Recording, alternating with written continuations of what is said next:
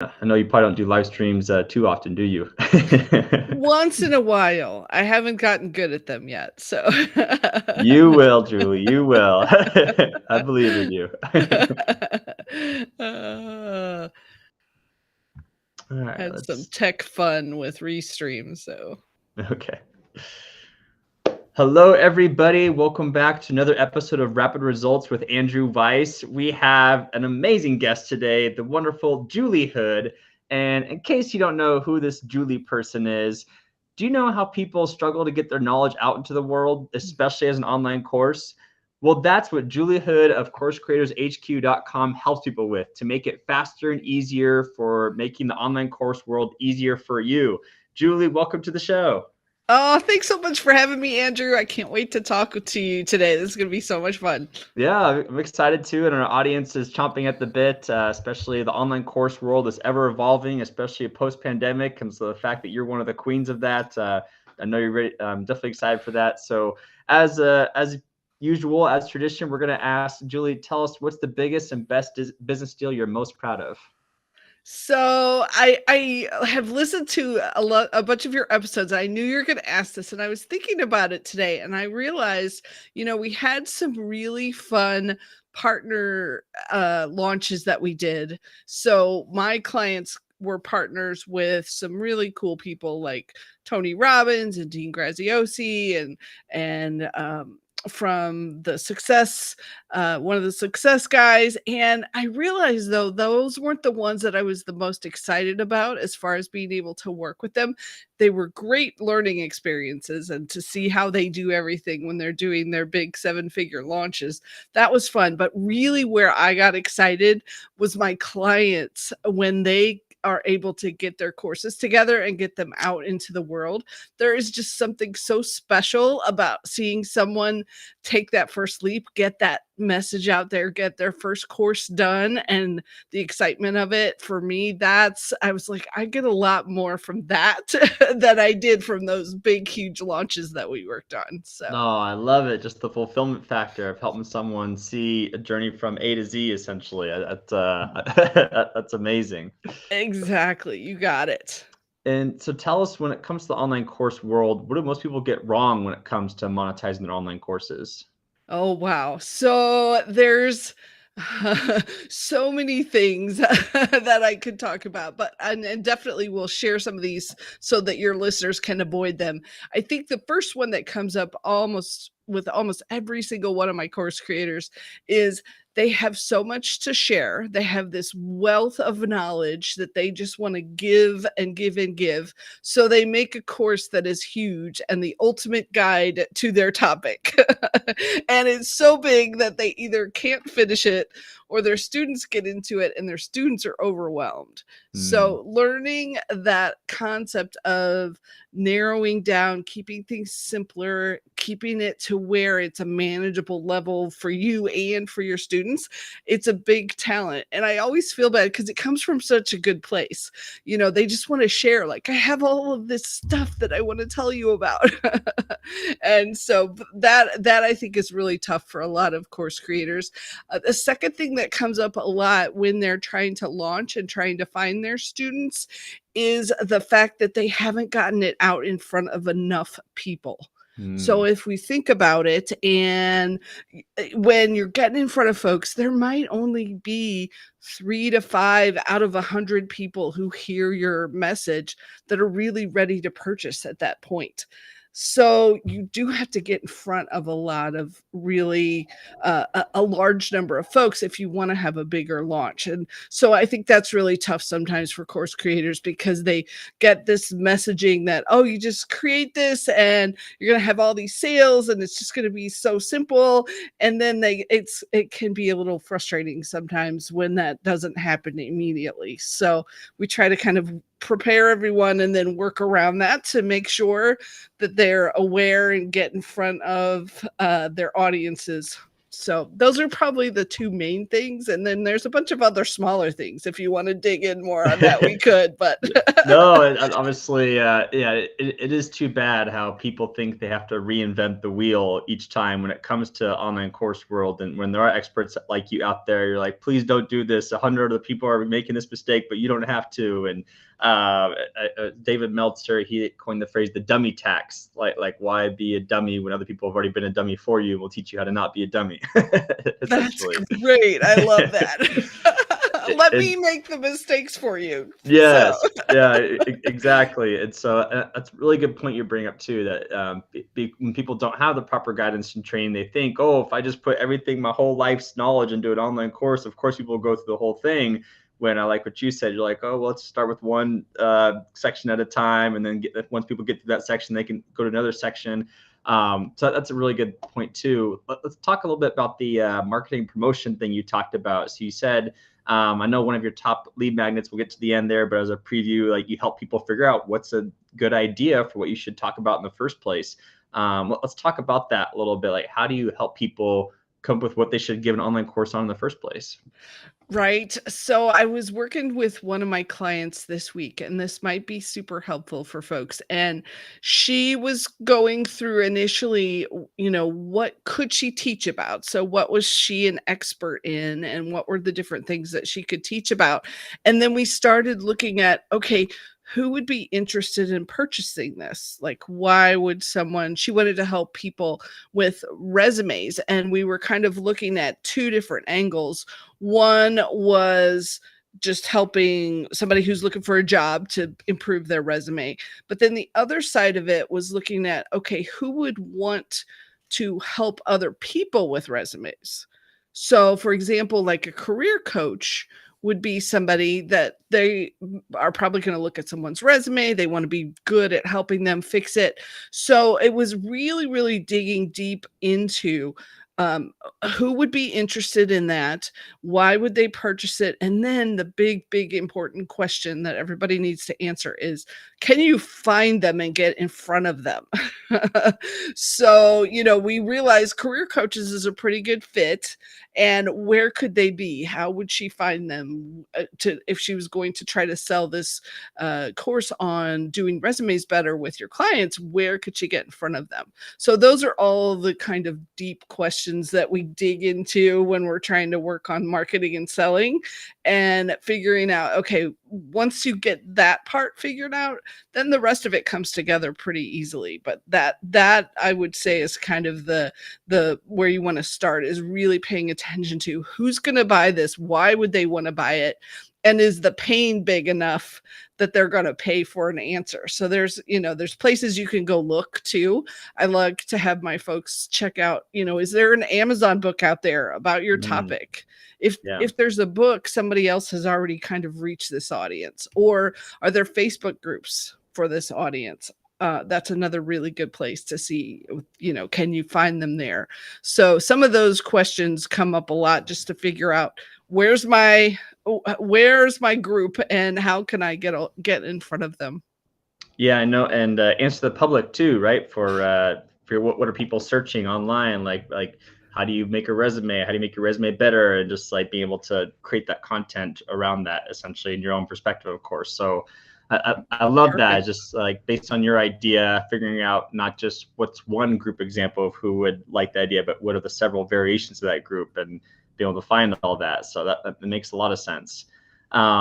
So what about, so when it comes to promotions, let's talk about that now. So you have an idea what you want to talk about. You have an idea of who you think would be a good audience. So let's talk about, how do people usually promote their online course to help make it be successful?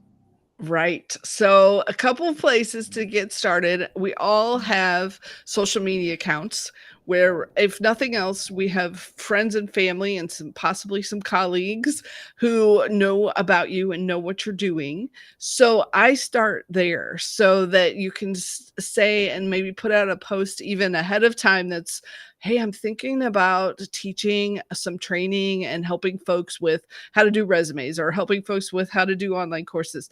Do you know anybody who would be interested? And so that's the slight difference on the question that that you're asking.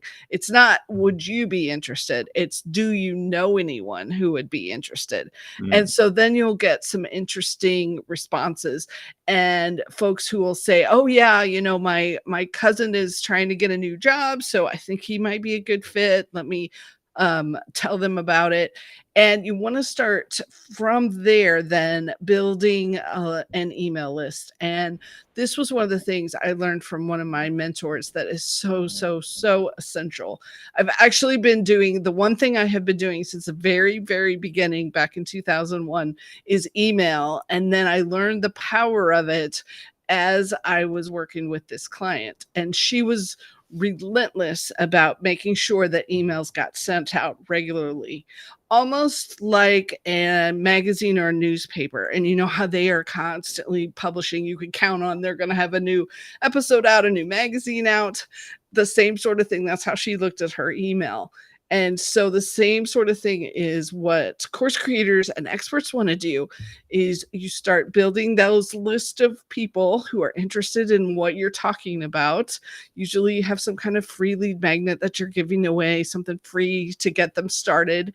And then they get on your email list, and that's where you nurture them, where you connect with them, where you're sharing more and more free stuff, more ideas and promotions. So you kind of earn that right then to do the promoting in the email list. So it's a process of getting going, but once you get that framework in place, then you just crank it up and keep building your list. And that's the main thing that I've seen. And I know a lot of the newer folks are like, oh, I'm just going to do Instagram. I don't want to deal with having to do an email. And I will tell you, I've seen over and over and over again how the email is where people purchase from. You definitely can use your social media to connect with them. You definitely can have direct messaging, maybe where you're following up and you're having more personal conversations. But there's something powerful about our emails and how we're so used to purchasing from them. So it's the one technique I ask all of my students to do. And then after that, we kind of narrow it down to what they're good at. But that's the one, like, everybody has to have an email list. No, I love that. No, that's wonderful advice for those listening. Is that yeah? When I think that's the top mistake people make too, is that they create something and then they're like, all right, the field is built, now they'll come. Right? Oh, I wish it was so that Yes, easy. but you need to be spending time promoting, telling people about it, talking about it, brand awareness, email list building, and just like building as much momentum as possible, because sometimes it's just as much, if not more, work to promote it and market it than it is to create the product itself. And I wish more people knew that, and just like how much effort goes into that. And speaking of that too, so let's say that you created the course, you found a great audience, you got your first few sales, now you get passive income forever, right? Is that how that works? So I'm always, that whole passive income phrase always makes me slightly nervous with courses, because uh, there's two sides of it. On the one hand, yes, you can put up your sales page, and if you've got it set up correctly, you could be asleep tonight and somebody will purchase from you, and in the morning you wake up and you have, guess what, you have a new sale. You'll have that came in. So from that perspective, it's passive. However, you still have to do the marketing, exactly like you were saying. And so to me, the best passive income is where I set something up just once and then I keep getting money ongoing from that. So one of the things I like to have my students kind of think about is, what are some things you can do to where you keep them going with you? So maybe you add in a group coaching. So, okay, yes, they get your course and then they continue on coaching with you. So you have a monthly coaching group, or you're adding in one-on-one coaching. So you have some ongoing kinds of things. So, passive, kind of, Yeah. if that works, as a way to kind of think about it. And you do have an asset. So you've created this course, you have this asset. And if things go crazy, I remember back in March of 2020, when everything went crazy, all of the folks who had courses, who had content created, all they had to do was crank up their marketing a little bit and they were good to go. As opposed to, some of my friends who they were only doing live events, like live coaching where they were going to people's businesses and helping out. They really had to struggle then to get online. So I personally feel like everyone should have some kind of at least a side hustle where you're helping people, building a list, and just have it in your back pocket as an insurance policy to keep things there just in case you need it at some point. So. No, that makes sense, and it seems like sites like Udemy, for example, like it's kind of like putting well, because I know like some sites like Thinkific, like you put it on their site, that's usually just to promote to your own people, versus Udemy, it's like you put it out into like the online course universe, right? And then like anyone has a chance of finding your course and locating it. And so I'm curious, when it comes to going back to the passive income question, like, is that even, I know I'm sure the top 1% of online course creators have passive income that can actually pay their bills through online courses. Like, what does it take to get to that point? Does it take 6 years of marketing and training and audience building to get to that point? Or could a Joe Schmo figure out how to have a quote unquote, his rent paid from his online courses being bought passively each month? So I was had one of my students this week who's had a Udemy course for a long time, way before we were working together. And so I was asking her, I said, is it productive for you? Do you get a lot of cash from it? Because I believe she had over 6,000 students that had gone through her Udemy course. Wow, So yeah. she's doing pretty good. And she said, well, I get about $250 a month from the course on there, even with 6,000 students on Udemy. And if you compare that to where if you can get 6,000 of your own students and they're all paying you, 50, 100 or more, $500 for your course. So you could see the difference in revenue potential there. It's just that when you're going to do it on your own, you have to figure out how to get in front of them and do the marketing side of things. So it really just depends. And that's one of the things I really love about the whole concept of online business and online courses is you get to figure out what you like to do. Yeah. So do you like to have a podcast? Do you like to do lives? Do you like to do YouTube? Do you love Instagram? What is it you like to do? So you pick that path and then build your community and your audience from there. So as far as your question about could you potentially get to where you have your rent paid from a course, I do think it's possible. I think you have to have a good topic. I think you do still have to do some marketing, but some of the sites can help you with that. Like Udemy promoted her course out to folks. And I was talking with, I don't know if you've ever heard of Ollie Richards.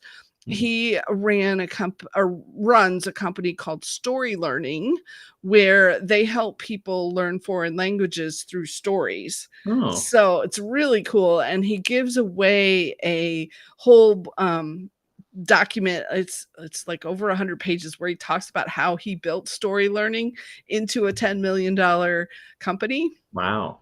And one of the things when he was on the podcast, I was asking him about it. And one of the things he said is most people don't know this, but it can take 3 to 5 years to really build up a good size audience that you can continue to sell to, continue to work with, and continue to get in front of. And obviously there's ways you can shortcut that if you have more ways to pay for promotions, or if you have a lot of friends or a lot of people you can partner with, there's other ways to adjust it. But I thought that was interesting in that he was one of the first people who literally said, like, you have to build this audience and it could take 3 years.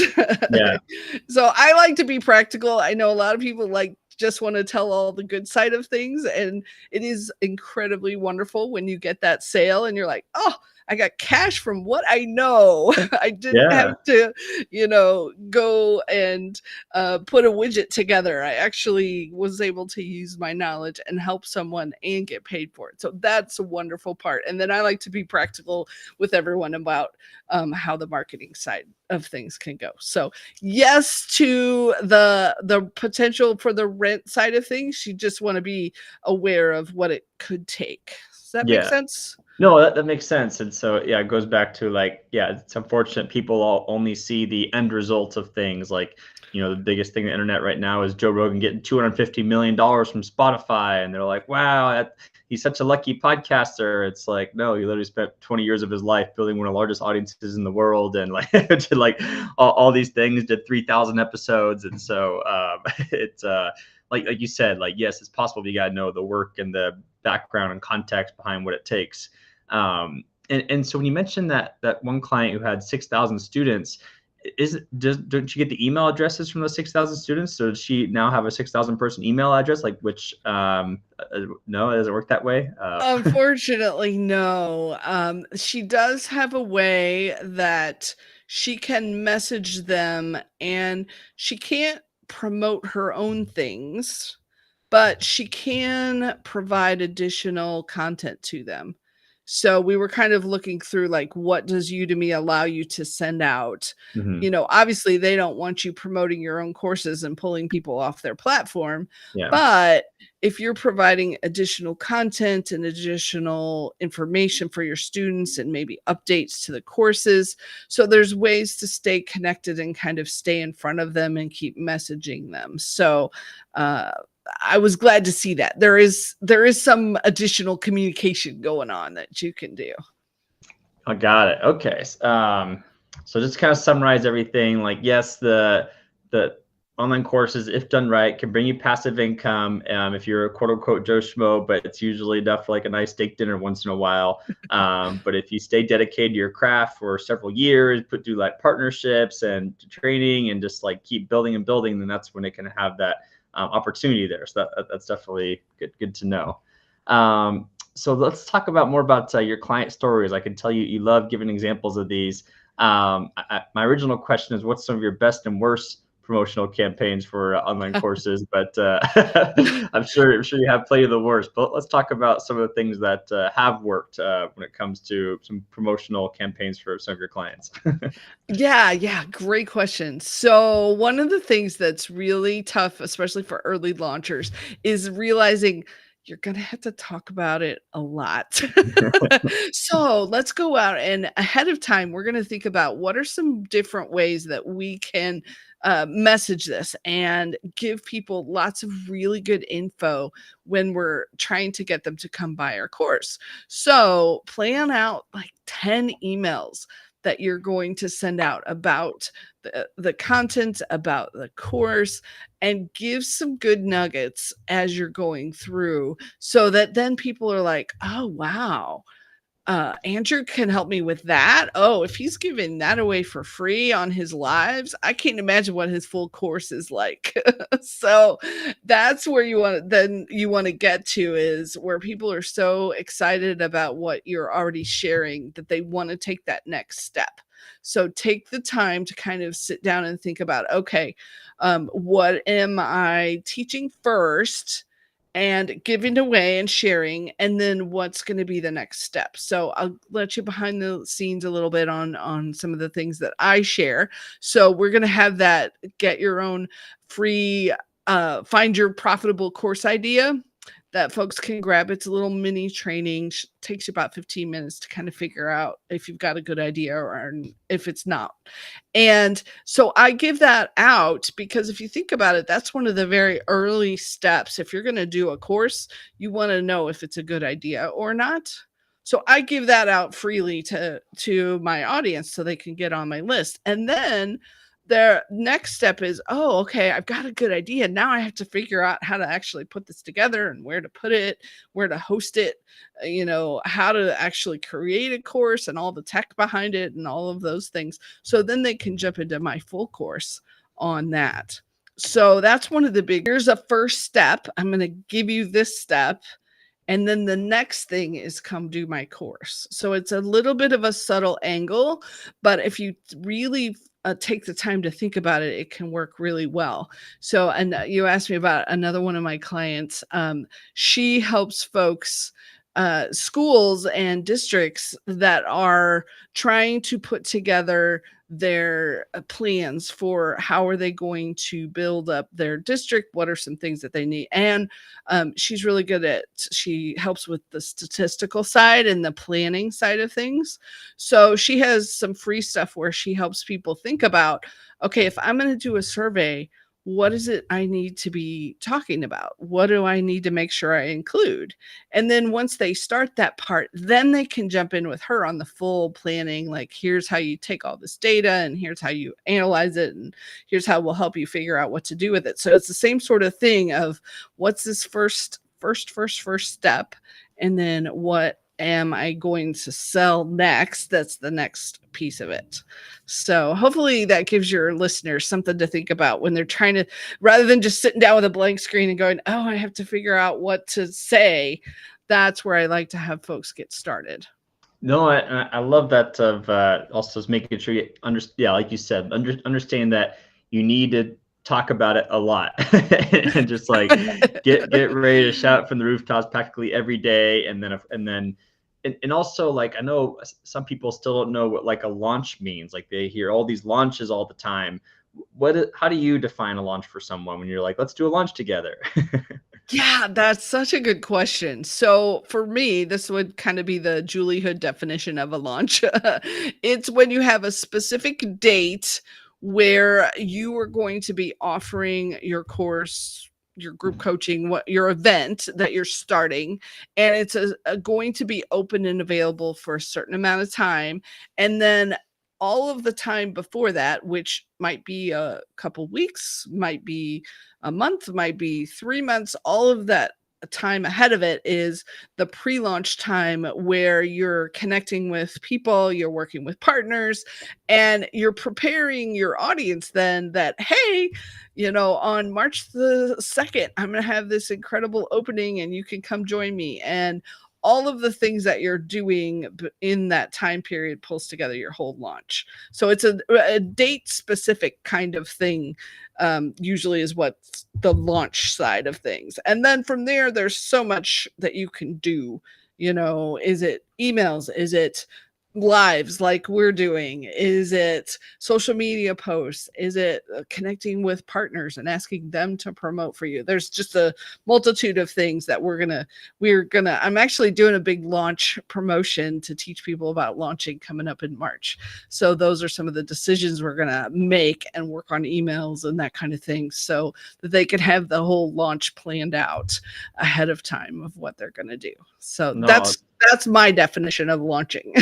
No, I love it. And it just goes back to like, yeah, launch is basically, yeah, setting a date of when you're going to release your product, but understanding that a lot of the work is leading up to that launch so that you can have a successful launch. 100%. Yeah. Oh, I love that. And then I'd love for you to talk about, we're going to go into AI a little bit. And I know you led an awesome workshop earlier this week about using Thinkific's The Leap for mini courses and stuff. When I know, like, when some people, when they hear 10 emails, they're like, oh my gosh, I don't know how to write 10 emails.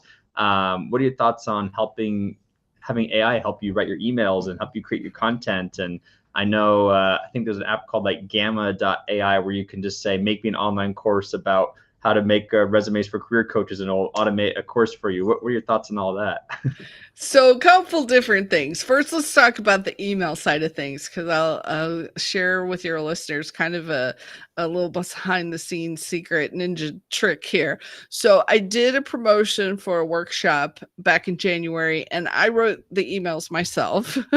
Wow. And then I did another promotion in February where I asked ChatGPT, I was like, write me a persuasive email to promote this event. And I sent that one out. Now, granted, it was 2 different topics. However, the ChatGPT one performed infinitely better than wow, interesting. Okay. Yeah, so interesting. I do think there's something there to help us with the promotional side of things. Yeah. On the course side, the course creation side of things, where I love to have AI helping us is inspiring the outline, inspiring what you could talk about. I'm not as big of a fan of the let me create your whole course for you, Yeah. because I really, really feel like it's your stories, it's the way you teach, it's the experiences you've had, it's the frameworks you put together. That's what makes the course valuable. And so, yes, use the AIs to help you think through that, but don't just use it straight from what it creates, because what I've generally seen is it's a little bland and a little boring, and take it, have it help you, have it inspire you, and then make it yours. That's kind of my angle, and it does save a ton of time. It's so, so useful. And the other piece of it that I really like is sometimes it'll trigger something that you hadn't thought of before. So even if it doesn't give you this lesson, it makes you go, oh yeah, I need to tell people about this other thing that I hadn't thought of, and look at it, it helped me realize that that's going to be something important too. So I do think it's making us better, as long as we don't just use it straight. I think it's a really good way to come up with content better and faster and more persuasive potentially. So, Yeah, no, and that makes sense. And yeah, on my coaching call earlier this week, we are talking about writer's block a little bit. How you like show up to a library, you're all set up, ready to write, and then you're like, crap, what do I write about? Whereas the same with online courses, I'm sure you're like, well, I want to talk about this topic. What do I talk about? You could have AI prompt you like, what are some questions I should answer in an online course about creating better resumes, kind of thing. And I'm sure I can help give you better prompts. Like, oh, okay, I know the answer to that. I know the answer to that, kind of thing. And so I like what how you mentioned there too, like the right ways to use AI, but don't just rely on AI only, kind of thing. Yes. exactly. And I'll give you one of the prompts that I really like to use, and that is asking, what are the biggest challenges or obstacles my audience has? Mm, So if I go out and I say, what are the biggest obstacles and challenges that course creators have? And then you can get so many ideas from that, because and then a friend of mine, her name's Jana, she said ChatGPT never gets tired. So, yep. Yeah. if you say, give me 10, and you're like, okay, those are fine. And then you say, give me 10 more and give me 20 more. And you just keep iterating through. I think it's a really good way to get inspiration and ideas. I love it a lot. And I like to actually use the Bing version, or that they've now rebranded as Copilot, Oh. Hmm. because it gives you sources. Hmm. So you can click down in the learn more section and it will tell you where the information came from. So I would like to use that just to be on the little bit of a safe side, make sure everything's all good and not direct words and that kind of thing. So I like to use Copilot. And perplexity.ai, I don't know if you've heard of that one yet, but that's also No. a good one too, because they give sources and they also recommend what you should ask it next. And so if you want to ask it like, oh, what are the biggest challenges and obstacles for online course creators, that say, do you also want to know what are the biggest challenges for course creators in Canada or something like that? And you're like, yes, I do want to know. Oh, and, that's good. and so I really like that, because it gives you recommended prompts too. Because like sometimes that's the toughest thing with using ChatGPT, and these is we don't know how to prompt it properly to give us the outcome that we want, essentially. So yeah, thanks for reminding me to talk about that too, and I'll have to check out Copilot as well. So let's talk more about, so tell us more of the systems it takes to run a successful business. I know you have email marketing, you have researching on Reddit, Facebook groups, answer the public and stuff. What other systems do you utilize when it comes to being a business owner and running these online courses and things like that? So the big one for me, and there's several, but we'll start with this one, is having your weekly routine figured out. Mm, So, for example, I want to make sure I'm sending my podcast episode out every week. So when am I doing that? And I've tried. I was really good for a long time. It was always Tuesdays. Now it has slid with some other things that have been going on personally. But in general, it was Tuesdays was the day to get podcasts out, and then Wednesdays was my day to get my email out, because then I could tell them, hey, there's a new podcast episode, and link to it. So and then I would try to do another email. I do a Sunday night email that's a let's plan your week and figure out some things that you can add in for the week. So having that routine in place, as much as I fought my mother on routines when I was a kid, it really does make life so much easier and so much better to keep you in place and make sure you're doing all those things. So I've got the routine for the week. I do have a podcast routine. I think most podcasters, you need to have, it's a weekly thing. So you need to have your routine and your system in place for how am I going to, put all this together? What is the details behind the system of I record it and then I'm editing and posting and all of those pieces of those puzzle? What's that system? So the podcast system. I've also started with my email system. I have that down to a science too, because I've got a tool where I can just reuse old emails really quickly. So that saves a ton of time. So reusing that. Another really good system I think that folks can get into place is some of the auto posting for social media. Mm-hmm. And I'll tell you where this really came into play. In January, my mom was in the hospital for several weeks. And so it really, there went the routine out the window. Yeah. But I had set up my social media posting so that it automatically posts out. And I'll give a couple tools here in case folks are interested. Missing letter without the last E. So it's missing LETTR. And another one is called Social Bee. And what they do is they let you schedule things out. So for every podcast episode, I get a year's worth of posts promoting that episode out. And it takes me about 15 minutes to set it up. They're all unique. They're all have their own images on it. So I do that in Missing Letter. And then the thing that's really great about Social Bee is you set up these buckets of content. So I have like 150 quote posts that I like to share on Instagram. And it just goes through, and I've said, I think it's like every Thursday morning, put it out a quote post. And then when it gets through all 150, it goes back to the top and it starts again and it shares. So every Thursday it's constantly sharing and I don't have to touch it. It's all set up and it just runs. So those kind of automatic systems I think are so essential in order, like we only have so much time in a day. Yeah, mostly. Yeah. So getting those are probably my big ones. And then there's a few other things, but those are the big ones. What's the difference between Missing Letter and Social Bee?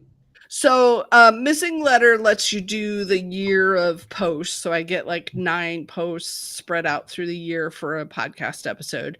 And Social Bee, it does a lot of things, but the part I really love is it lets you create these content buckets where you've got all the content in there. So my 150 posts about quotes, and then it just goes back through the list. So it goes down one at a time and then it restarts. So those buckets of content to automatically keep going.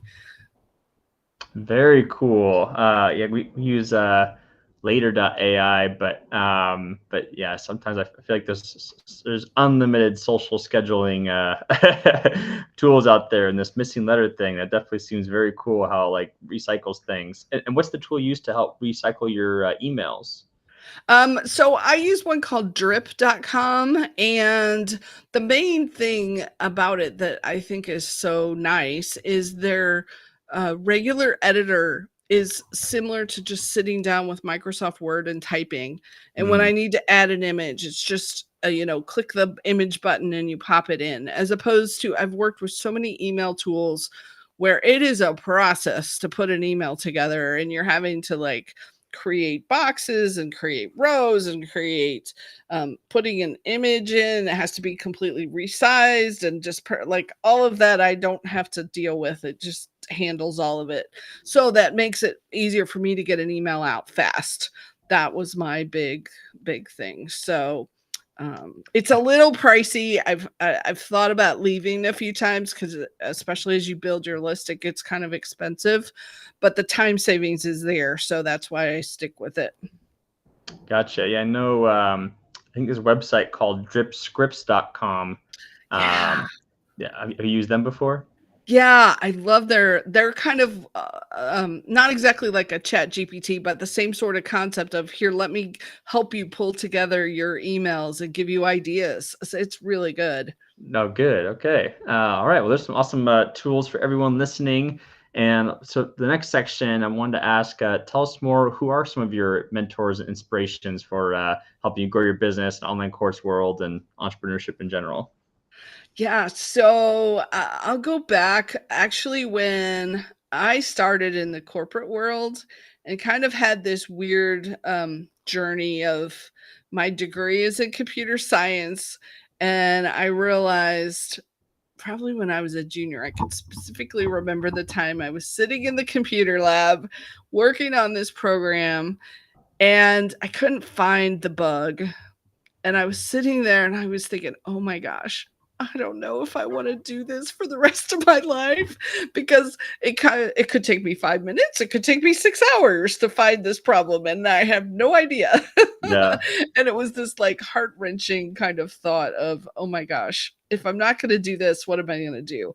So I still got the computer science degree, I love the concept, but, I also threw in some accounting so that it was a good combination because then I was able to go work at one of the accounting firms. And there was a partner there who was so incredible. He, at the time, we were helping build out new software.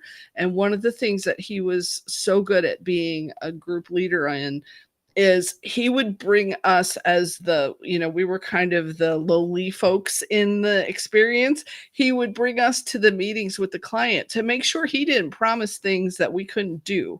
So if there were like more technical kind of questions or those kinds of things, he would turn those over to us instead of trying to be the partner who knew everything and could answer everything and make all these promises that couldn't actually be done. He was super practical about it. And that was such a good lesson as a newly graduated person out of college to see someone being a partner, and that was how they managed it. So that was really, really good. Couple of the other folks that I've worked with that have been super helpful. I'm sure everyone's heard of Amy Porterfield. Oh, yeah. She's incredible and she's such a lovely person and she's so willing to share all of her knowledge with folks. So she was really, really instrumental in um, getting me started on. I've been helping people with information for a long time, over 20 years, like getting online and that kind of thing. Wow. But in 2017, I focused in on the course creators, and she was huge inspiration for that. So those are just two. There's lots and lots of people who've been super supportive. So No, those are great inspirations. Thanks for sharing. So I know we only have a few minutes left for a few more questions. So the next one is, what are the non-negotiable actions as an entrepreneur to be successful, in your opinion? Oh, this is such a good question. So I wish somebody had told me this when I started. So I will give this out to your audience. And that is you can't learn yourself to success as an entrepreneur. And it took me a long time to understand what and to get that concept. So let me explain. So our school system uh, tells people, learn this, get to where you understand it, take a test, prove that you know it, and you win. You get good grades, you get the degrees, the awards. That's how we're taught. If you learn it well enough, you're going to succeed. But when you get out to business, you can spend all of your time learning But until you actually jump in and try out some things and become more of a scientist of like, okay, I'm going to try this. I think this might work. Here's why I think this, I'm going to make this hypothesis that this might work, and try it out and see. Until you do that, you're not going to succeed as a business person. So you can't learn yourself to success in business. You have to get out there and keep trying, and then be okay with, okay, got an F on that one. That didn't work. And let's try this again. And oh, great, I hit a single. I got some people to sign up for my list. So this was a good one. Or, ooh, I hit that grand slam. Look at all the people that signed up for my challenge and jumped in. And so being willing to go through that trial and error consistently, I think, is one of the non-negotiables for entrepreneurs. You just have to be okay with that. And it took me a lot of years to get to that place where I was like, oh, doesn't matter how much I learn about this, I'm still gonna have to try it and see. No, that makes sense. It just I like the way it's phrased. You can't learn your way to success. You have to action your way to to success. It's like trial and error, and just like going out there doing it versus learning how to do it. That makes a lot of sense, because out of all the advice out there, that might work for that person, but you got to figure out how to make it work for yourself with your own unique circumstances. So I love that. All right. Well, tell us what kind of resources would you like to offer the audience today? Yeah, so I've got a free training. If you can send that link out, it's all about how to find your profitable course idea. So that will get you the free, it's a free mini course. It's really short and sweet, but you'll know by the end if it's not a good idea. Pretty much is the goal of that training. And then the cool thing is that will get you on my email, because that's where I share all of the things that we have going on. So for example, next week we're doing a free workshop on launching. So, once you get on the list and grab it, you'll hear more about all those kinds of, I try to do some free things at least once every month or two. So lots and lots of good ways to stay connected and hear what folks are working on. I love, if you haven't figured out, I love helping people with this. Yeah. So it's exciting. So I brought you on today. Yes. And for those listening into, I'll put it in the show notes as well, but it's coursecreatorshq.com/rapid results podcast find idea to get the complimentary resource that Julie has for everyone. And Julie, we have 2 questions left. One is, how else can we best contact you outside of the complimentary resource? So Instagram is always good. Course Creators HQ, and I am on Facebook and LinkedIn. Twitter, not as much these days, but Instagram, Facebook, and LinkedIn are definitely good places to get connected. Message me, as long as it's not the let me get you 1 million Instagram follower posts, I'm good. Yeah, we get a lot of those. Yeah. Funny how that works. All right. And final question is, what's the one takeaway you want someone to have from this interview today? Oh, such a good question. So that your knowledge is valuable. The things that you think are just very commonly known probably aren't. And let's get that out to the world, because the planet needs you desperately. We need your wisdom and your brilliance. So let's get it out there. So thanks so much. Well said. Well said. Well, thank you everyone for joining us today. We'll see you next week for the next episode of Rapid Results with Andrew Weiss, and go out there, create an online course. Julie inspired me to create my own mini course on accountability and goal setting. So I'm excited to release that soon, but make sure you all create your own course content. Listen to this episode again if you have to, and we'll see you all next time. Cheers, everyone. Thanks, Andrew.